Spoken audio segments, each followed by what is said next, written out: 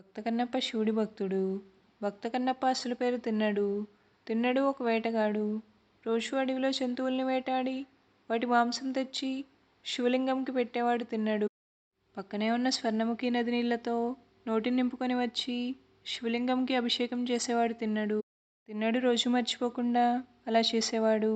ఒకరోజు శివుడు అతని భక్తిని పరీక్షించాలి అనుకున్నారు. ఒకరోజు తిన్నడు శివుడిని పూజించడానికి వెళ్ళిన సమయంలో శివలింగంకి 2 కళ్ళు ఏర్పడి ఒక కన్ను నుండి రక్తం వస్తూ ఉంటుంది. అప్పుడు తిన్నడు తన కంటిని బాణంతో తీసి శివలింగంకి పెట్టాడు. అప్పుడు ఆ కంటి నుండి రక్తం కారడం ఆగి శివలింగం రెండో కన్ను నుండి రక్తం కారడం మొదలవుతుంది. తిన్నడు తన రెండో కంటిని తీయబోతూ ఉండగా శివుడు ప్రత్యక్షమై అతన్ని ఆపుతారు. శివుడు తిన్నడికి పోయిన కన్ను తిరిగి ఇస్తారు. శివుడు తిన్నడికి మోక్షం ప్రసాదిస్తారు. శివుడి కోసం తన 2 కన్నులు ఇవ్వడానికి సిద్ధపడ్డ తిన్నడుకి శివుడే ఇక నుండి నిన్ను కన్నప్ప అని పిలుస్తారు, తిన్నడు అని పిలవరు అని చెప్తారు. అలా తిన్నడు పేరుని భక్త కన్నప్పగా మార్చారు శివుడు.